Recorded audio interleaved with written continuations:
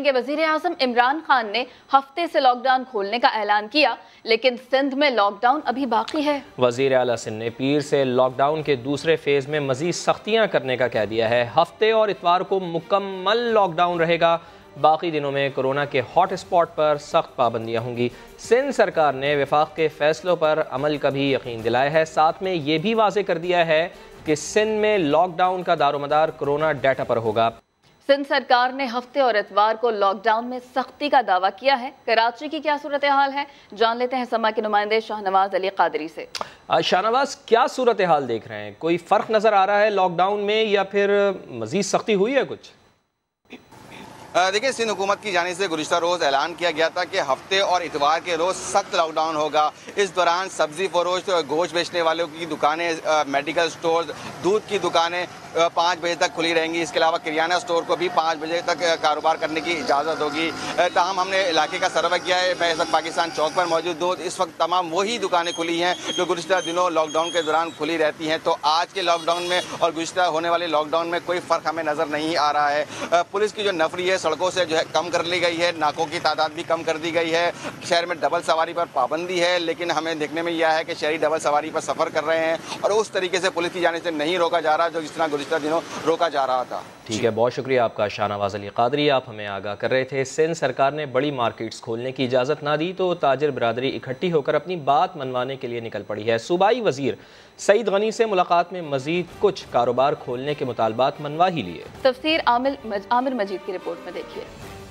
अब नहीं कमाया तो कब कमाया, कराची के ताजिरों ने तमाम कारोबार खोलने की धमकी दी। सिंध सरकार ने बातचीत का रास्ता निकाला और ताजिर बरादरी को सूबाई वजीर सईद गनी के क्लिफ्टन कैंप ऑफिस बुलाकर मुशावरत की और मजीद कुछ कारोबार वफाक की इजाज़त से खोलने का यकीन दिलाया। तमाम मार्केट्स की फेयर कैटेगराइज करेंगे। उन मार्केट्स को जो छोटी कैटेगरी में आती हैं या बड़ी में नहीं आती हैं, उनको हम फिर खोलने की इजाज़त दे देंगे। ताजिर बरादरी ने कहा कि ये वक्त कमाने का है, ताजिर SOP फॉलो करेंगे। आस्ते आस्ते सब चीज़ें खुले, अपना बचाव भी करें, SOPs भी बने, अपने आप को बचाए भी, वायरस से भी दूर रहे और साथ साथ काम धंधा भी शुरू हो।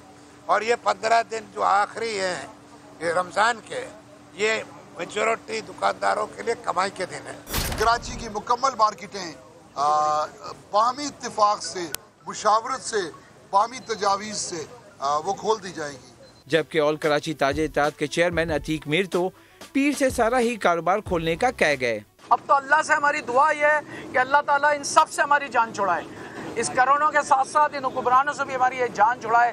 ये ताक रातें आ रही हैं, इन ताक रातों में अगर इन्होंने हमारे साथ कोई ज़बरदस्ती की, इंशाअल्लाह ये हमारी बद्दुआओं से भी नहीं बच सकेंगे। चाहे वो शॉपिंग मॉल हो, चाहे वो बड़ी दुकान हो या छोटी दुकान हो, कारोबार सबका कारोबार खुलना चाहिए।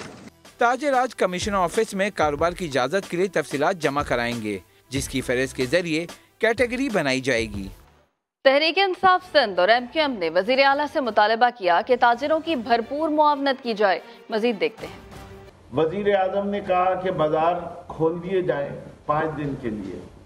वज़ीर आला ने सिर्फ छोटी दुकानें और मोहल्ले की दुकानें खोली, लेकिन कराची के मेन बाजार नहीं। हम आज भी इस बात पे कायम हैं कि वज़ीर आला कराची की मईशत को तबाह करने पे तुले हुए। कराची में कारोबार खोलने की इजाज़त न मिलने पर सियासी जमातें सिंध सरकार पर बरस पड़ी।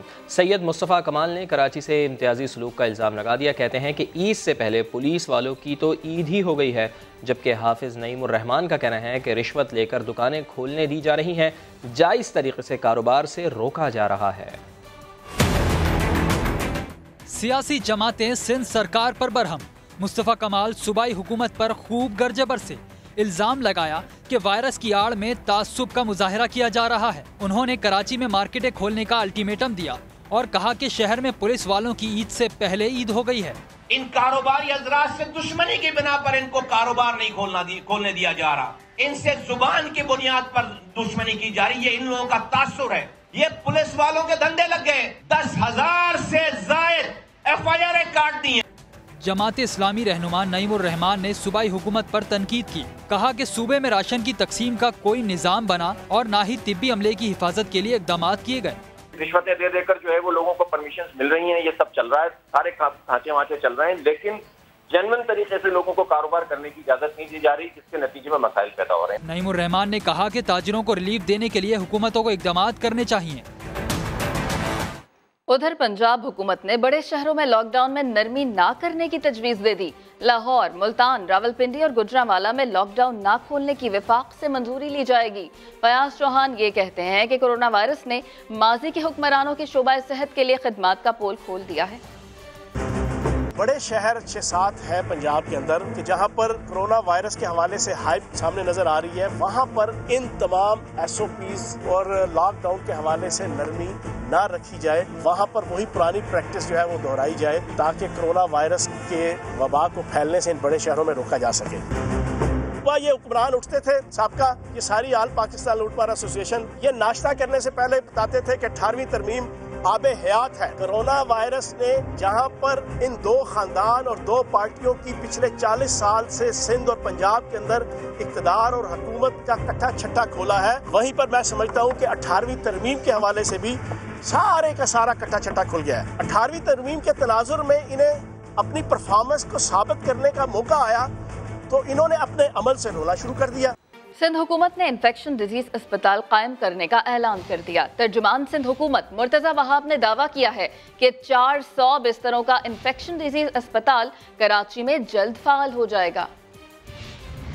वबा से निमटने के लिए पाकिस्तान का पहला इन्फेक्शस डिजीज अस्पताल आपकी सिंध हुकूमत कराची में कायम करने जा रही है।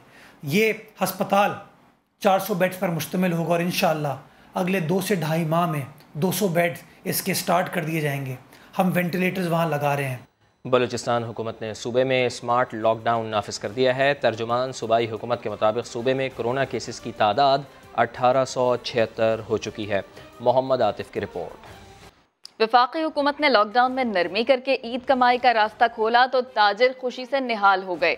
उन्होंने खरीदारी के लिए कम अफराद के निकलने की अपील भी कर दी। इस्लामाबाद से वहाब कामरान की रिपोर्ट देखिए।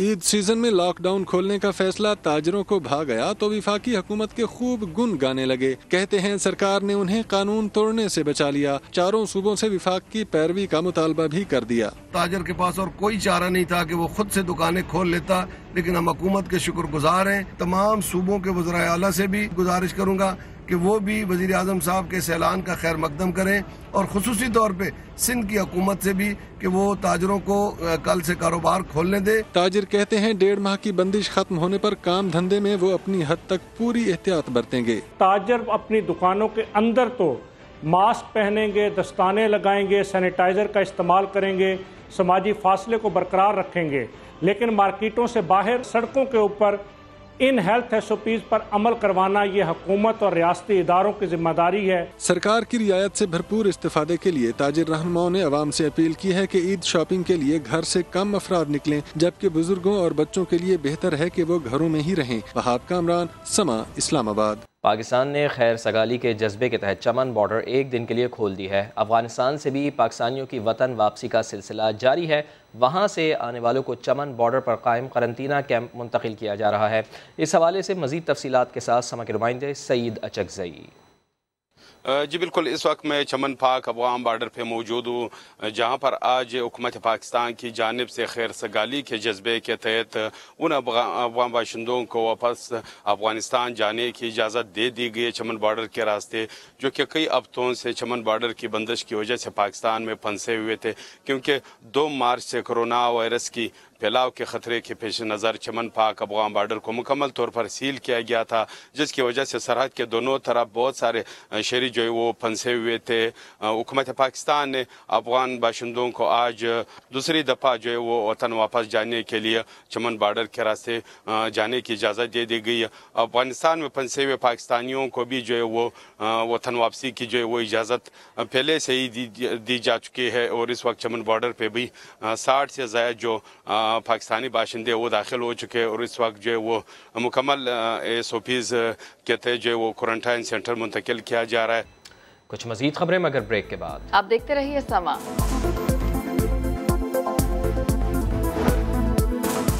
पाकिस्तान से अफगानियों की वापसी, चमन बॉर्डर 1 दिन के लिए खोल दिया गया। अफगानिस्तान से भी पाकिस्तानियों की वापसी का सिलसिला जारी।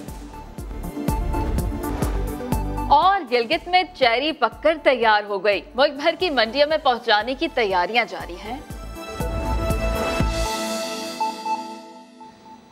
और अब आपको ये बताएं कि पाकिस्तान दुश्मनी में भारतीय मीडिया की नई हमाकत सामने आ गई। खबर रसा इदारे इंडोनेशियन न्यूज सर्विस की सहाफी आरती टिको सिंह ने वजीर आजम पाकिस्तान इमरान खान को आड़े हाथ लेने की कोशिश की और खुद ही मजाक बनकर रह गई। किस्सा क्या है, आइए आपको दिखाते हैं। हिंदुस्तान का मीडिया हमेशा पाकिस्तान के खिलाफ झूठ बोलता है और हमेशा मजाक बन जाता है। इस बार इंतहा पसंद मोदी सरकार के लिए झूठ बोलने वाली, कश्मीरी मुसलमानों के खिलाफ रिपोर्टिंग करने वाली सहाफी आरती टिको सिंह का मजाक बन गया। वज़ीर आज़म इमरान खान के खिलाफ खबर लिखी और इंकिशाफ किया कि इमरान खान ने कोरोना वायरस पर एक रिपोर्ट को उल्टा पकड़ा हुआ था। उनके साथी ने इशारा किया, जिसके बाद वो शर्मिंदा हुए और बड़बड़ाने लगे। आरती टिको सिंह ने यह खबर एक पाकिस्तानी अखबार के तंजिया मजमून का हवाला देकर लिखी, जिसमें कोई हकीकत न थी। इसके बाद इस नाम नेहाद खारजा और स्ट्रेटेजिक अफेयर्स की मुदीर, जिसने खबर की बाई लाइन पर अपना नाम तक लिख दिया था, खूब मजाक का निशाना बनी। भारतीय माहिर मईशत रूपा सुब्रमण्यम ने आरती टिको सिंह को आड़े हाथों लिया। सहाफी विजय कृष्णन ने आरती टिको सिंह को कौमी शर्मिंदगी करार दिया। सरवर काशानी ने तंज किया कि कश्मीर पर एपी को पुलित्जर प्राइज गलत मिल गया। ये तो आरती टिको को मिलना चाहिए था, क्योंकि वो पुलित्जर न मिलने पर बहुत दुखी थी। इस सब के बाद आरती टिको माफी मांगती रह गईं, मगर अब बहुत देर हो चुकी थी। Army chief general Qamar Javed Bajwa का कहना है कि अफगान मुफाहमती अमल के लिए पाकिस्तान का भरपूर ताउन जज्बा खैर सगाली के तहत है।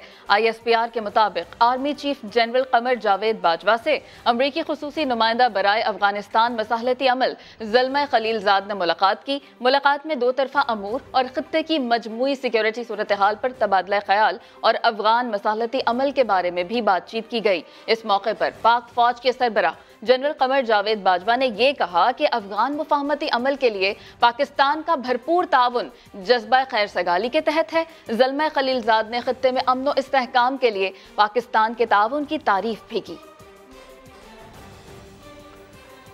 नैब ने शहबाज शरीफ, राना सनाउल्लाह और बलीगुर रहमान के खिलाफ चोलिस्तान में 14,000 किनाल से जायद अराजी की गैर कानूनी अलॉटमेंट की इंक्वायरी शुरू कर दी है। मियाँ शहबाज शरीफ को सवालनामा भी भेज दिया गया है। इस्लामाबाद से देखिए सुहेल रशीद की रिपोर्ट। शहबाज शरीफ के खिलाफ एक के बाद एक नैब इंक्वायरी। अब चोलिस्तान में 14,400 कनाल अराजी की मुबैना गैर कानूनी अलॉटमेंट का केस भी खुल गया। नैब मुल्तान की जानिब से नून लीग के सरबराह और कौमी असम्बली में अपोजिशन लीडर को सवालनामा अरसाल।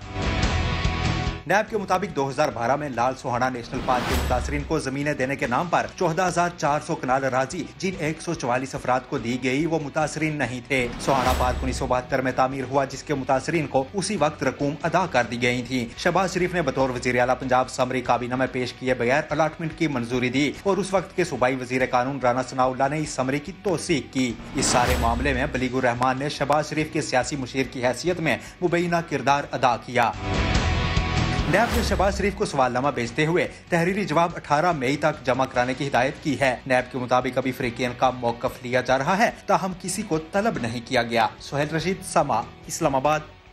आटा चीनी और IPPs के बाद एक और बड़ा स्कैंडल सामने आ गया।